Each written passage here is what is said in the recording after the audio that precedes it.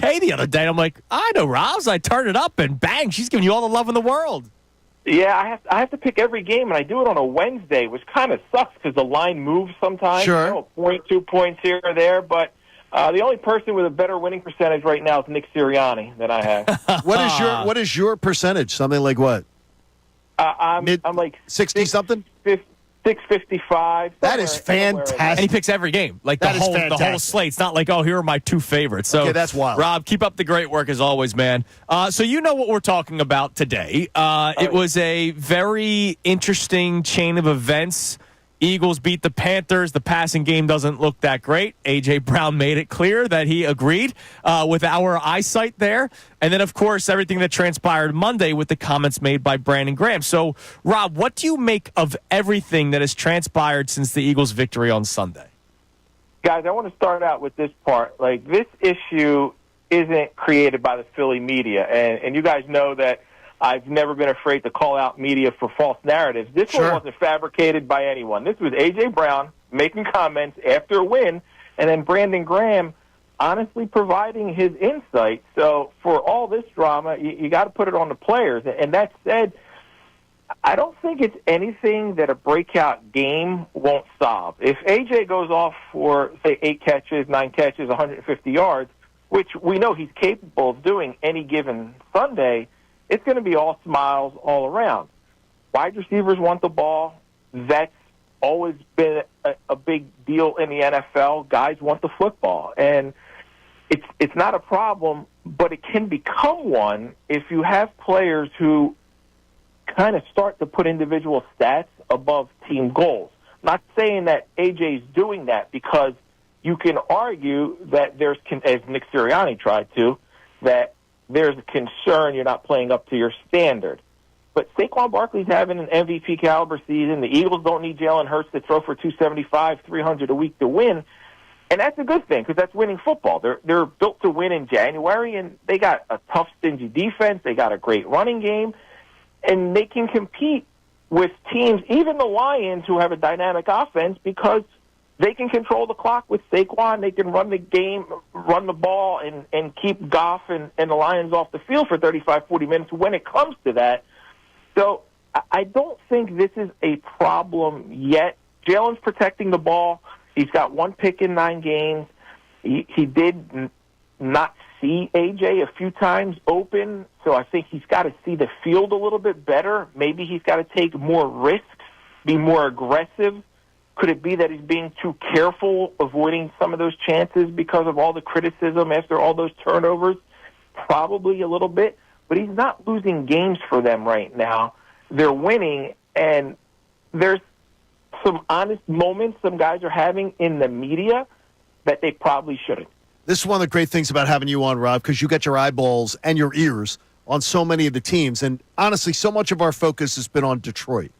If you were to list a hierarchy, with probably Detroit being the most dangerous to keep the Eagles from going to New Orleans, who would be your 2? Who would be your 3 as far as matchups, teams they match up with? Man, that's a great question, John, because although the Lions are 1, I don't fear the Lions as much as their 12-1 record would indicate, because there have been games at home. We saw on Thanksgiving the way the Bears could have had an opportunity to beat them and didn't. Like, the Eagles can go into Detroit, into that stadium, and win. You look around the NFC, the Packers are a team. Week 1, the Eagles played against them. It was in Brazil. They beat them. Jordan Love got injured. They've come back. They could be a team that's difficult to manage if you play them, but that would be at home. Anyone else, the Eagles are going to play at home. You look around Tampa Bay, if they even get in, because they've had the Eagles' number. I've been talking about that. The Todd Bowles is a kryptonite. Yeah, they could be dangerous, John, but they're going to have a tough time even getting in. They got a 1-game lead right now in the South, but this week they're playing the Chargers on the road. Atlanta's playing Las Vegas. Atlanta should win, and they got the tiebreaker, and all of a sudden Atlanta's got the division title, and the Bucs don't. So I think they're going to have a problem even getting in. If they do, that one could be a little bit problematic. But again, you would have them in Philly as opposed to in Tampa. But that one I'd be a little fearful of. The Rams and Sean McVay could at some point cause an issue as a wild card team, again, if they get in. But the Eagles handled them in L.A. So, guys, I picked this team to go to and win the Super Bowl before the season. At 2-2, I was not really feeling all that confident about that pick. I feel a whole lot better now, especially the way they're playing, drama notwithstanding, because as I look around and see other teams, all of the elite teams have flaws. The Lions can be beatable. If you go to the AFC, we just saw the Bills lose. The Chiefs look like they should lose every week, and they find a way to win. The Ravens are you can handle those guys. It's a good test this week against the Pittsburgh Steelers. I think the Eagles are going to win, but it'll be a good test, a good challenge. Rob, you cover the entire NFL. We know that you have ties here, but you cover the entire NFL. So I'm curious. You speak to people all the time. How do people outside of Philadelphia, I'm not talking about reporters, I'm talking about like league officials, how do they view the Eagles? Because they're very successful, right? It wasn't that long ago they won a Super Bowl, got back to another one, the winning percentage of Nick Sirianni that you mentioned. But there's also always something with the Eagles. This A.J. Brown situation, the collapse last year, firing Doug Peterson not long after winning the Super Bowl, everything that transpired with Carson Wentz. It just seems like there's always some sort of bit of drama with the Eagles. Is that something that people talk about across the league? Not necessarily, Andrew.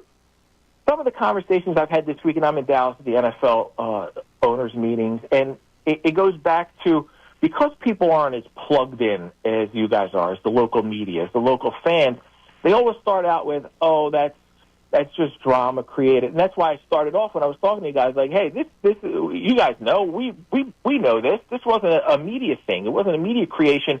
But from a distance, people want to blame things on, oh, that's just Philly. That's just Philly media. That's what Philly's all about. That's all the drama. Now, the perception of the Eagles is one of the most successful franchises in the league since Jeffrey Lurie took over. You look at the number of playoff appearances, the way they do things, people want to play there.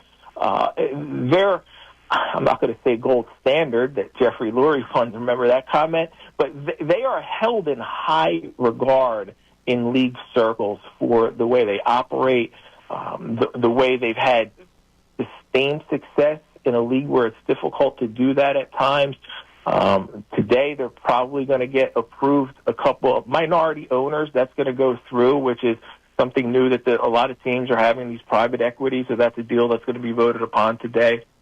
But it's interesting because this is a team that, although they've only won one Super Bowl, they get talked about as if they were more successful than that when it comes to winning championships. They get talked about as if they are one of the model franchises in the NFL. Well, that's good to hear, and hopefully. Thank you so much for checking out our content on the 97.5 The Fanatic YouTube channel. Hope you enjoyed the video, and remember, you can always be checking the playlist. There may be something you missed from one of our shows during the day that you want to go back and check out. So every time you like a video, like it, subscribe to the channel, and you'll have that great content coming to you every single day. You're greatly appreciated.